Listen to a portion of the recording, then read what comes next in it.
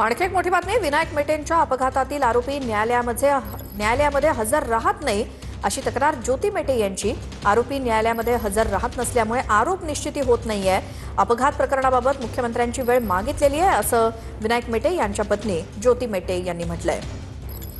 माझं असं म्हणणं होतं की म्हणजे न्यायालयीन प्रक्रियेचा आम्ही पूर्णपणे आदर करतो, परंतु जो आरोपी आहे तो न्यायालयामध्ये अनुपस्थित राहतो आणि म्हणून मग चार्ज फ्रेम होत नाही आणि पुढची तारीख मिळते. आणि त्याच्या दुसऱ्या बाजूला आम्ही हे बघतो की आरोपी सोशल मीडियावरती वेगवेगळ्या पोस्ट करत असतो, म्हणजे तो त्याचं सोशल लाईफ एन्जॉय करतोय. आणि इथे आम्ही व्हिक्टीम म्हणून म्हणजे साहेबांची फॅमिली असेल, अगर शिवसंग्राम परिवार असेल, हे सगळे त्याच्यामध्ये सफर होत असताना तो त्याची लाईफ एन्जॉय करतोय, हे कितपत योग्य आहे? न्याय व्यवस्थेवरती आमचा पूर्ण विश्वास आहे आणि म्हणूनच आजपर्यंत चार्जशीट फ्रेम झाली नाही हा मुद्दा विचारात घेऊनच या बाबतीमध्ये मला माननीय मुख्यमंत्र्यांकडे काही वेगळी भूमिका मांडायची आहे. कॅमेरा पर्सन प्रमोद रोमनसह मी अशोक काळकुटे, TV9 मराठी, बीड.